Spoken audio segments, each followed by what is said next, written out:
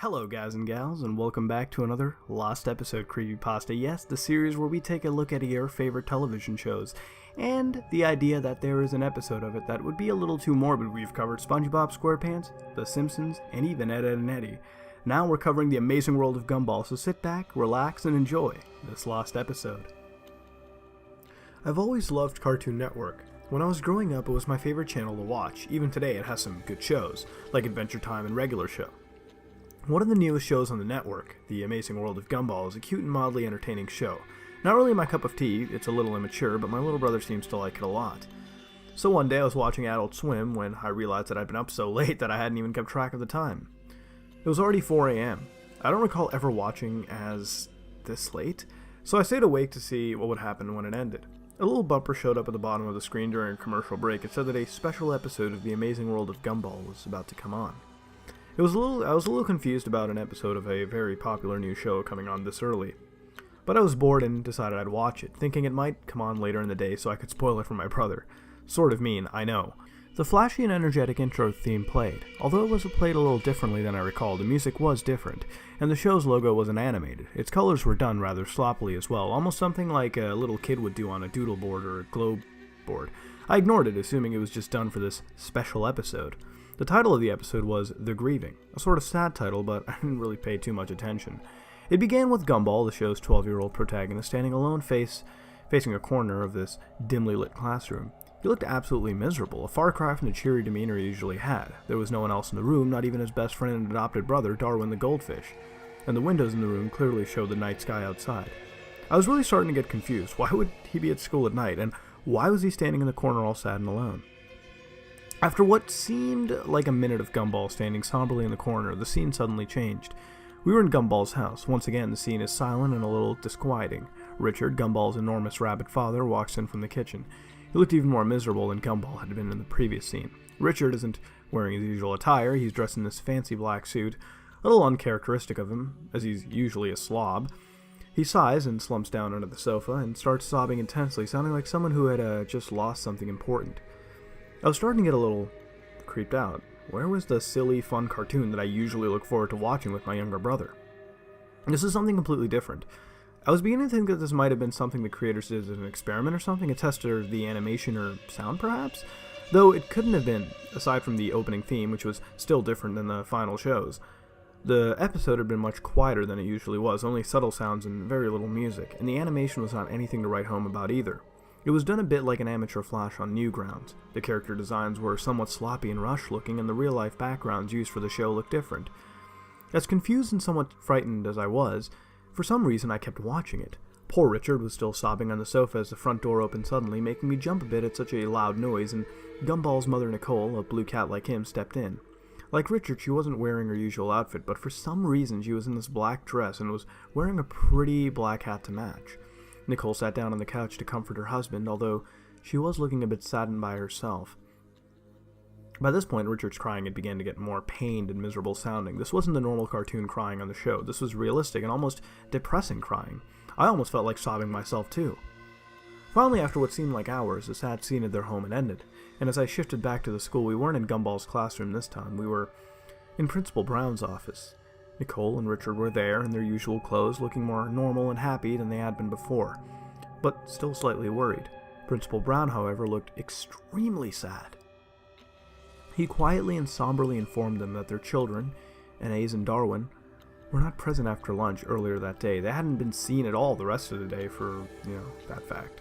Nicole was instantly furious at him. She began spouting various insults and calls at him, and I don't think it would have made a more mature program like Regular Show. I mean, I was laughing at this because it seemed sort of funny for Nicole to flip out in this manner and start swearing like a sailor in a G-rated cartoon, throwing cusses everywhere, but my outlook soon changed when Principal Brown told her something else after she had finally quieted down. Her eyes began to tear up as he informed them that they eventually were found, but they hadn't been found alive. He then went into graphic and nearly nauseating detail describing how their bodies were found, their parents just sitting in utter shock. I could hardly believe what was happening. How could such a cheery and fun kids show take this dark and twisted turn? I was considering turning that television off, but I was too scared to be left in the dark by now, nearly frozen by fear and disturbed intensely at the terrible things that he was saying. Another flashback. The scene was earlier that day, and the animation in the scene was even worse than earlier.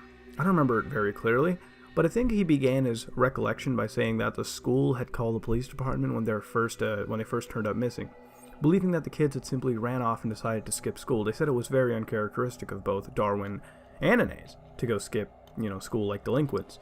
Darwin was a little naive and a bit ditzy, but he was a good kid and wouldn't have been even dreamed of doing something like that. And Inez was even less likely to run away. She was a straight-A student, despite being only 4, which also troubled the police, seeing as a defenseless 4-year-old little girl was missing as well as an older boy. The school had been thoroughly checked. As the police started to search the heavily wooded area outside the school, it took little time for the police to discover the horrifying fate of Inez. In a small clearing outside of the school, Inez's head was found in a small box. You likely would have expected something like that to be on the show in this cutesy art style, but it was nothing like that at all. It was just very real-looking blood that covered this box inside and out, while Inez's head was done in this normal style, but was drenched in the blood and whatever other fluid there was, not all of them hers apparently. There was a note in that box, seemingly written in her blood. It was never stated during the episode what was written on the note, but it apparently led to the rest of her remains in Darwin's heavily mutilated corpse.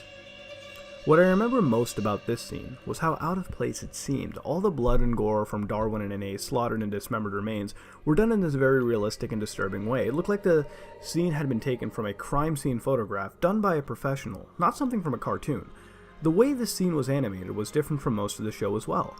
You may know that the characters from the series are done in this vastly differing animation style, from flash animation to computer-generated imagery, and I think there's even a character done by someone putting their chin upside down to make a face. The particular scene wasn't like anything I had seen on the show before. Every little detail on Darwin's face was clearly illustrated. He looked a little like a zombie. His face was very pale, and his eyes had been gouged out by someone. Inez fared no better, or what was left of her anyway. She was naked and her stomach had been slit open. Her intestines were strewn around the trees and bushes in the wood, done once again in this very morbid and realistic fashion. I was feeling very ill by the time this incredibly disturbing flashback had come to an end, so I quickly ran to the bathroom to vomit. I was feeling rather I was feeling better after this upchucking, so I realized that I had good timing and I had to run to the bathroom during this commercial. It was then I noticed that the show had been running twice as long. It usually runs for 11 minutes, but the show was running for about 30. By then I was wondering if there was any information on The Grieving on IMDb or something. So while the commercials were still playing, I looked up some information about this episode on Google. Nothing comes up. No information remotely similar to the plot or name of this episode existed anywhere. Now incredibly scared and wondering if anyone else was watching, I quickly dialed my brother Larry and asked him to turn on Cartoon Network to see if he was seeing the same shit that I was. He was pretty mad that I woke him up at this hour, but he's a nice guy and he told me that he would, see for me. I thanked him, stayed on the line as the show came back from commercial break. The scene had thankfully panned away from the horrific sight of the children mutilated and was back to the principal's office. I asked Larry if he saw some cartoon animals talking or crying, since that's what they were doing on my TV. To my surprise, he said he saw nothing like that. Instead, it was a rerun of an old Looney Tunes short. In utter shock, I dropped the phone and ran over to the TV to turn it off. As hard as I pressed the buttons, it would not shut off at all. I tried every single button. None of them did a damn thing. I tried unplugging the whole thing as well, but nothing worked. The TV stayed on no matter what I did. Larry hung up, assuming that I was playing a joke or something, I guess. And I was alone once again. My door was locked from the outside somehow, and the door to my bathroom was now locked as well. It seemed I had no choice but to call the police, since my other family members were gone that night. It was the reason I could stay up so late to watch Adult Swim in the first place, so when I hurriedly dialed the number, I accidentally dropped my cell phone into the cup of Pepsi. I was very scared, and I had no choice but to finish that episode, turn on all the lights in my room, got under the covers, hiding like my little brother does when I make him watch scary movies with me. I had apparently missed a little bit, but Gumball's parents were still talking to Principal Brown, so not that much. Nicole was asking him if Gumball was alright, apparently since she hadn't remembered him when Principal Brown told her what happened to Darwin and Inez. He looked slightly confused and shocked for a moment and explained to her that he thought Gumball was out sick today, and he spent the day at home by himself with the stomach bug. Nicole screamed and wailed, while Richard quietly told him in a very out-of-character voice that they thought Gumball had got on the bus this morning. But it didn't seem that way. The police were called once again to search the building in the small forest outside of Elmore Junior High. They had found him in Miss Semane's classroom, hanging by a noose, with a blood-covered knife behind him and blood covering his clothing. The episode ended with a shot of Gumball's dead body hanging there in a corner fading to black. The credits rolled silently. Not like the usual way of Cartoon Network annoyingly airing a promo that squishes half the screen. These credits rolled unusually slow, and they weren't that fun to watch either. A little creepy, just plain white text scrolling on a black background when you think about it. I only recognized Ben Boca-Quellet's name, as he was the creator of the show. The rest were people I'd never heard of. The copyright notice at the end said Cartoon Network Studios 2001, which was incredibly odd, seeing as the show was new for 2011. After all that was clearly over, the screen went to static for a split second, during which some incredibly creepy and these shocking video clips were shown during static intervals. I can still remember them all very clearly. The first was a picture of a person in his Plague Doctor outfit, the one with the bird-style face. Those always scared me for some reason, and the way that person in the suit was filmed was just as bad. A red light, something that freaks me out incredibly, was shown over the clip. The next was what seemed like a video being played very quickly, over and over, of a kitten's face being squished by a woman wearing high heels, which was strange because a so-called friend of mine sent me a picture yesterday of a cat being stepped on and killed, similar to the kitten in the video. The last one was the one that disturbed me the most and made me want to cry and vomit my guts out. It was my little brother, or at least a small child who looked very similar to him, being shot in the face by a person who looked like my father. You could clearly see the child's brain and blood splatter all over the wall. I began to sob uncontrollably after that traumatizing clip, so much so that I passed out. When I woke up, my door was unlocked, and my television was turned off. I went to call the police on the home phone in my kitchen and report that I had seen some very disturbing things on television, and that my doors had been locked. When they arrived, they could find, nothing like what I remembered, from earlier this morning. My internet history was even cleared. They were angry at me, and just assumed that I had had a bad nightmare, when I was sure I hadn't. Thankfully, one of the officers felt bad for me and took me out to a small diner so I could recollect my thoughts. At the diner, I remembered that my family was out visiting my aunt, and they were supposed to be back by noon, or so. It was already 11, so the officer and I drove back only to find a whole squad of police cars and even some government agents at my house. They explained to me that my little brother was missing and that my mother and father were major suspects. I was freaking out and trying to tell them about the disturbing clip of the boy who looked like my brother being shot in the head, but they wouldn't listen. I stayed with my older brother Larry, who wouldn't believe me either, still insisting that, all he saw was an old Looney Tunes cartoon, nothing creepy or weird. The cops eventually told me that they would contact Turner Broadcasting and tell them about the incident.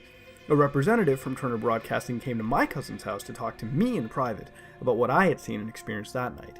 He was very kind, but it all seemed a little like some sort of front. After I could tell him all I remembered, he agreed to play back that day's programming from when the incident with the disturbing Gumball episode had occurred. To my shock, all that was airing at the time was an old Looney Tunes short, nothing more, nothing less. I hysterically sobbed and moaned that what I had experienced and seen was completely real. But no one listened. Eventually, I discovered that Ben Boca-Quellet had a Twitter account, so I sent a message about the episode, and this is the reply I got. One thing, how in the heck did you find that? I never, ever, ever thought that I would think about that old shame again. Don't tell anyone this, Sarah. Yeah, that's my name, Sarah. But the amazing world of Gumball goes back further than you know. I used to have a really boring job as a teen, and I sketched little drawings of the Wattersons and friends. The episode you saw was never supposed to be seen by anyone but me and a few friends of mine. It was a very, very awful thing to do, but we made the episode as a joke. A guy from my old job who everyone hated had lost a child to a crazed serial killer who is still apparently out there somewhere. Anyways, we made it so we could make fun of how he came into work usually, crying like a fool, which is why you saw Mr. and Mrs. Watterson cry so much in the episode. I know. I'm deeply sorry for what I did, which is why I tried to bury that stupid thing years ago. Literally, I went out into the countryside with my mates and dug a hole and buried it. What I don't get, though, is how you describe the blood and guts and stuff. We didn't have any scene from Darwin and Inase's bodies being found. All that happens in the episode is the parents are informed of the kids being found dead and I'm crying like crazy. We didn't draw anything in the episode like that at all. We're not that sick. Now this is my theory. The lunatic who killed the man's child found the tape we buried, watched it, heavily edited it. Then he hijacked the local TV station near... You don't need to know where I live. Somehow. And got to the episode on the air on your local Cartoon Network station. Now, why your brother couldn't see it, I have no idea. Why it seems you're the only one who saw it, I have no idea either. Sorry, but I just don't know.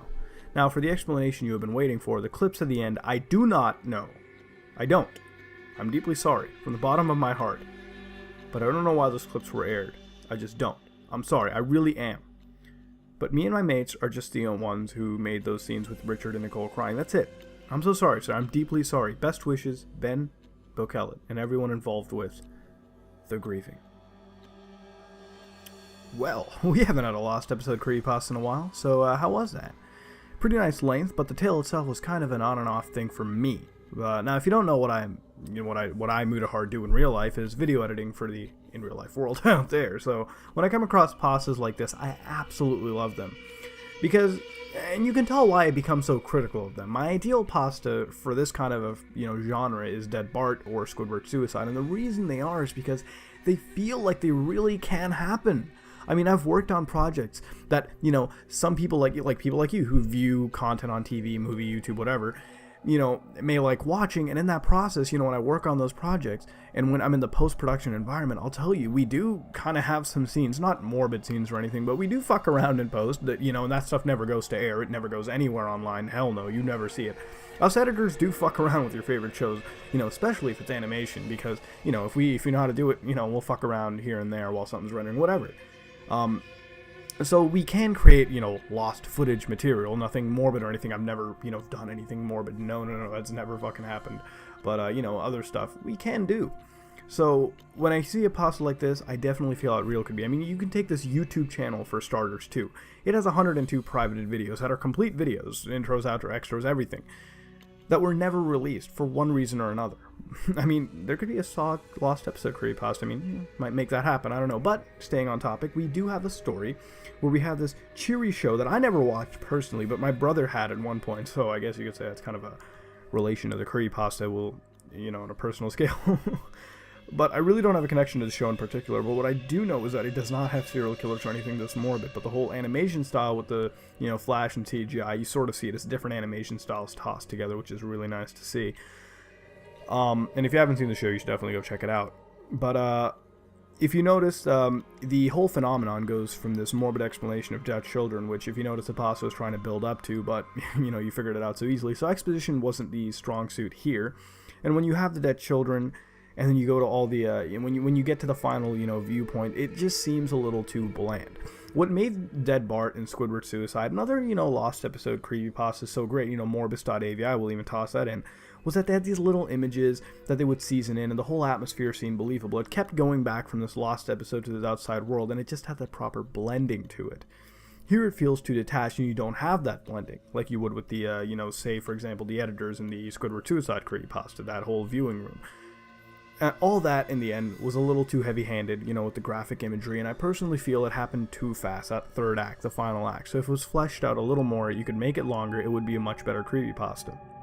And I highly doubt someone like our protagonist is getting a special, TV feed to their house as well. Master control TV stations don't really work that way, but, we'll let it slide.